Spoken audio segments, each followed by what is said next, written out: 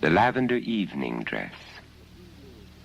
A few years ago, the postmaster in a village that lies beside the lonely waters of the Ramapo River, dappled by light and leaf shadow in the morning and darkened by hill shadows in the afternoon, talked often about a light, tawny girl with hyacinth eyes and wheat yellow hair.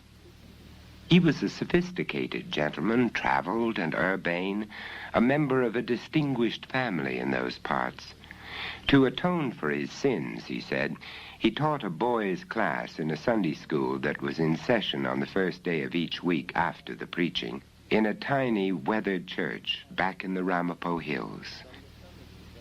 From the summits of those hills, on a clear day washed by recent rain, the slim gray towers on Manhattan Island seemed to advance into sight and hang like figures long ago worked into the tapestry on the old blue sky wall. None of the boys in the Sunday school had ever entered the city on the horizon, and only a few of them had been to Hilburn or Sloatsburg in York State or any of the New Jersey towns to the west.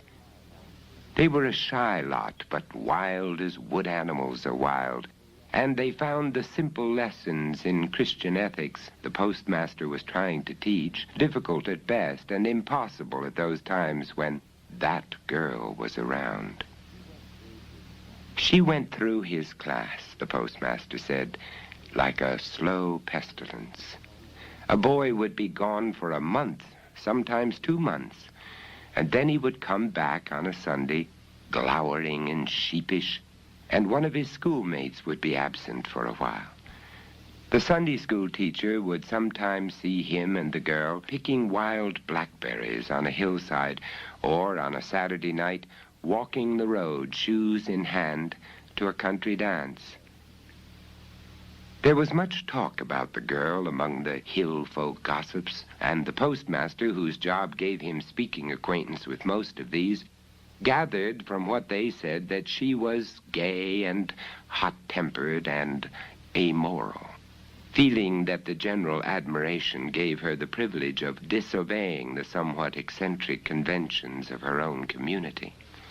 The only time he had a good look at her was during a Wednesday night prayer meeting at which, according to an announcement the previous Sunday, the contents of 3 barrels of old clothes from the members of a New York City church would be distributed.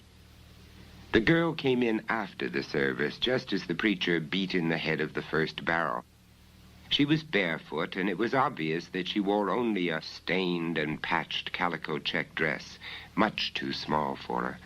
She sat in the back pew and paid no attention as the usual pathetic garments that are contained in such shipments were displayed and granted to those who could argue the greatest need. There was a gasp when the preacher pulled from the middle of the second barrel a lavender evening dress covered with sequins that glinted like tiny amethysts. It was cut low off the shoulders, and as soon as the preacher saw that, he rolled it up into a shapeless bundle and held it helplessly, waiting for someone to speak for it. No one did, but the girl stood up and padded swiftly down the aisle. Without saying a word, she grabbed the dress from the good man's hands and raced out of the church. From that time on, the postmaster said, no one ever saw the girl in other costume. Rain or shine, day or night, she was a brushstroke of lavender against the brown of dirt roads, the green of hill slopes, the khaki-colored shirts and pants of whatever boy strode beside her. Frost came early that year, and leaves dropped. The air was clear, and the New York towers came nearer and stayed longer. The hill people were all talking about a letter that had come to the girl from cousins in New Jersey. The postmaster had told one of his Sunday school boys that the letter had come, and the next day she had stood before his window and quietly asked for it, the sequins glinting purple in the shadowy room. People who dropped in the next day said her cousins had invited her to visit them, and they had sent her the money for her bus fare. A week later, a witness regaled the postmaster with a description of the expressions on the faces of the bus passengers down on the asphalt highway 12 miles away when the girl climbed aboard, holding her long skirt about her waist. In mid-December came a cold snap, and the thermometer outside showed 18 degrees below zero when the postmaster opened his window for business.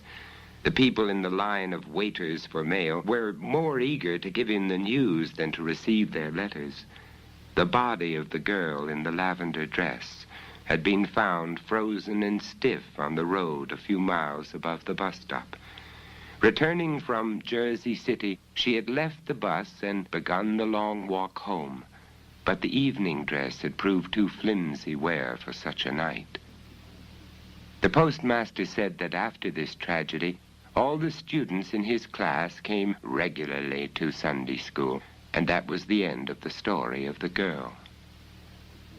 The girl froze to death about 1939, and for a decade nothing reflected doubt on the postmaster's conclusion.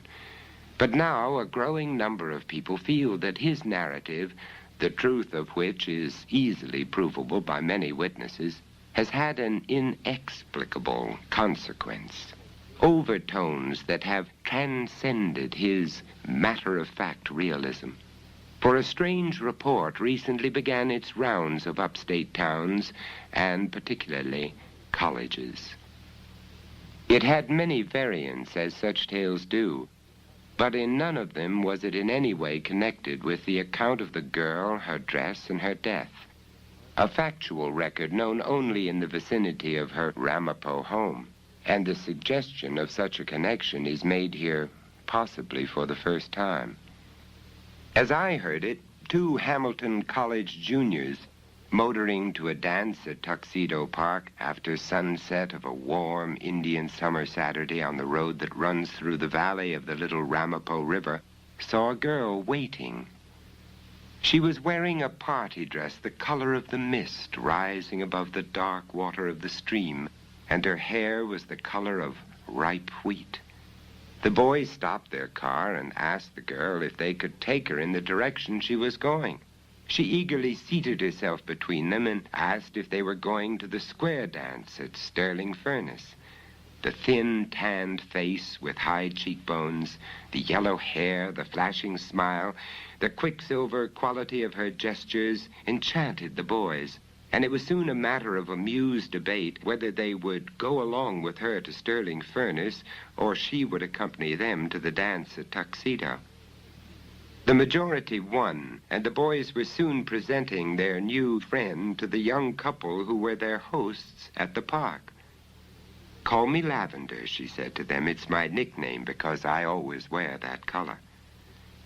After an evening in which the girl, quiet and smiling, made a most favorable impression by her dancing, drifting dreamily through the waltzes in a sparkling cloud of lavender sequins, stepping more adeptly than any of the other dancers through the complications of revived square dances, Money Musk, Hull's Victory, Nellie Gray, the boys took her out to their car for the ride home. She said that she was cold, and one of them doffed his tweed topcoat and helped her into it.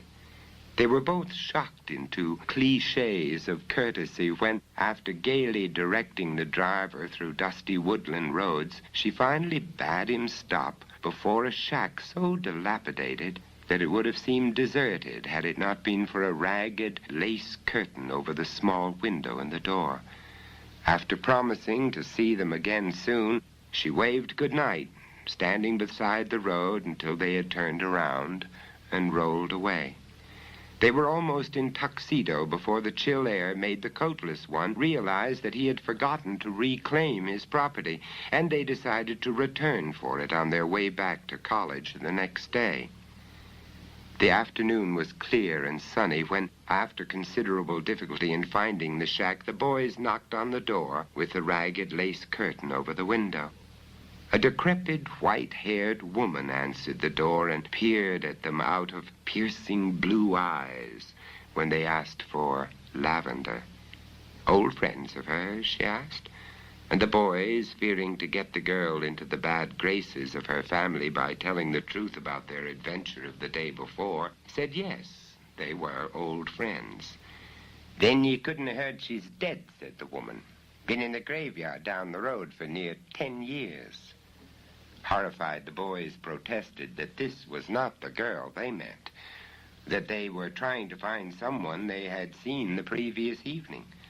"Nobody else of that name's ever lived around here," said the woman.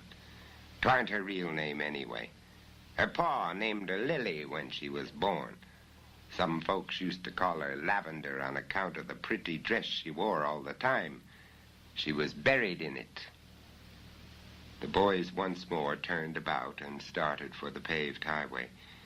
100 yards down the road, the driver jammed on the brakes. "There's the graveyard," he said, pointing to a few weathered stones standing in bright sunlight in an open field overgrown with weeds. "And just for the heck of it, I'm going over there." They found the stone, a little one marked Lily, and on the curving mound in front of it, neatly folded, the tweed topcoat.